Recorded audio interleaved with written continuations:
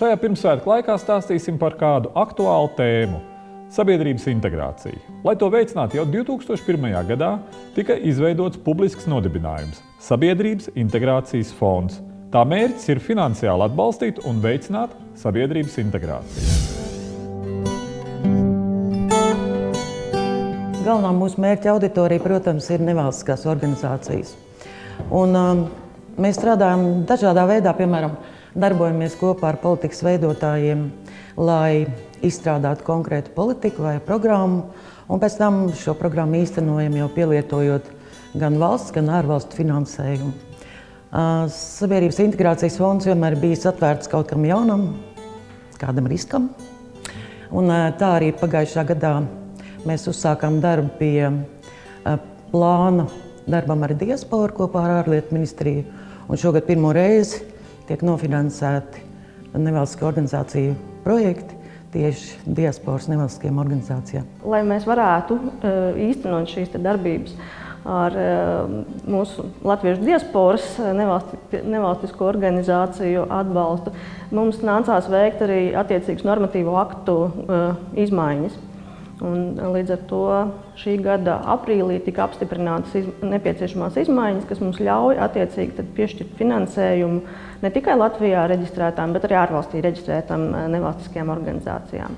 2015. gada 23. aprīlī Sabiedrības integrācijas fonds izsludināja atklātu projektu konkursu programmā Pilsoniskās līdzdalības veicināšanas programma. Atbalsta programma diasporas nevalstisko organizāciju darbības atbalstam. Konkursā projektu iesniegums varēja iesūtīt Latvijas Republikā reģistrēta biedrība vai nodibinājums, kas pārstāv Latvijas diasporas ārvalstīs intereses, kā arī ārvalstīs reģistrēta organizācija, kas pārstāv Latvijas diasporu ārvalstīs. Pavisam tika apstiprināti 16 projekti. Tā ģeogrāfija ir diezgan plaša. Kopumā šie 16 projekti īstenojas 11 valstīs, ieskaitot arī ASV un Austrāliju, protams, arī Eiropas valstis. Visas aktivitātes jau nenosauksim, pieminēsim dažas. Latviešu biedrība Hamburgā organizēja pasākumus Hamburgā dzīvojušiem latviešu bērniem, zīmēšanas nodarbības Mana Latvija un svētku dekoru veidošana Latvijas valsts svētku svinībām.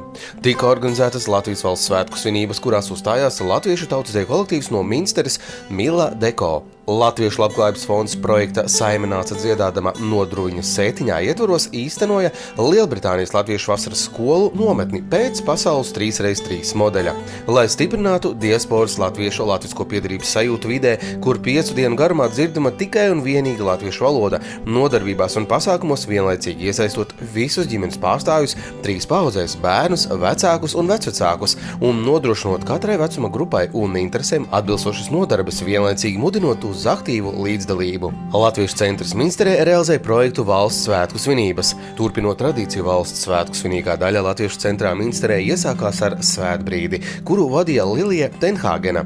Tenhāgenes kundze aicināja būt pateicīgiem Dievam par vismaz 3 lietām.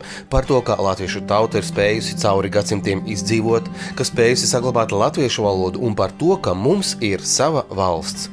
Svētku runu sacīja Dainis Īvāns. Īvāna kungs ar savu Latvijas stāstu uzrunāja un aizkustināja zālē sēdošos. Uz valsts svētku sarīkojumu Minsterē bija ieradušies teju 300 dalībnieku. Pieredze visnotaļ interesanta. Protams, interesanti bija gan mums pašiem, jo tā bija tiešām līdz šim nebijusi pieredze, jo pat rakstot konkursu nolikumus, mēs sapratām, ka programma būs liels izaicinājums, jo skaidrs, ka mēs nevaram pārzināt visu valstu regulējumus attiecībā uz nevalstisko sektoru. Un bija daudz, lai arī mēs daudz ko it kā mēģinājām paredzēt, protams, ka bija lietas, kas palika neuzminētas un pat iedomāties nevarējām, ka varētu rasties kaut kādas neskaidrības vai problēmas. Šobrīd esam izsludinājuši arī nākamā gada konkursu. Projekta iesniegšana ir nākamā gada janvārī.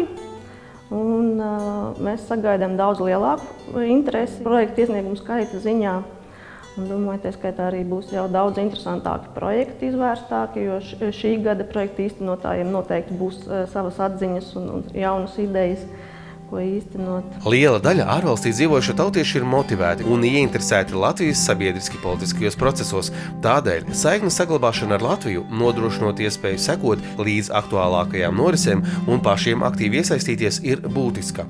Programmas mērķis ir uzturēt diasporas saikni ar Latviju, stiprināt piederības sajūtu Latvijai, tā skaitā nodrošināt nacionālās identitātes saglabāšanu, pilsonisko līdzdalību, sabiedrisko un kultūras līdzdalību, kā arī veicināt atgriešanos Latvijā.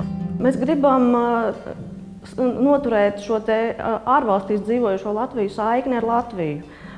Tā teikt, aktivizēt viņus, līdzdarboties, sadarboties savā starpā tai skaitā.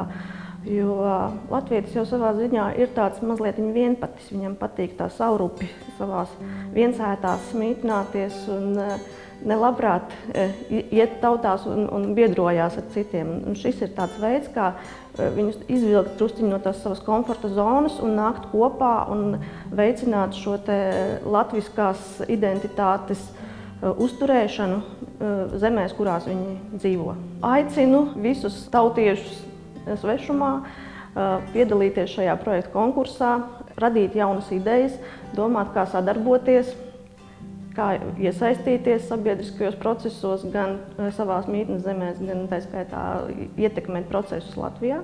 Lai mēs saprotam, ka latvieši tiešām ir visur un labi jūtās, es domāju, visur, kur viņi ir, bet mums ir svarīgi saprast, ka mēs tomēr esam viena tauta, mēs esam vienoti vienalga, kur mēs atrodamies.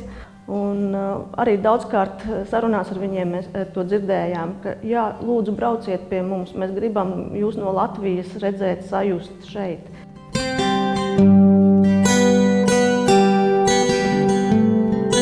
Apsveicu visus savus 50 darbiniekus. Viņi ir malači, viņi ir radoši, viņi gatavi iet uz risku. Mums kopā ir labi. Siltus, gaišus Ziemassvētkus un veiksmīgu, riska pilnu jauno gadu.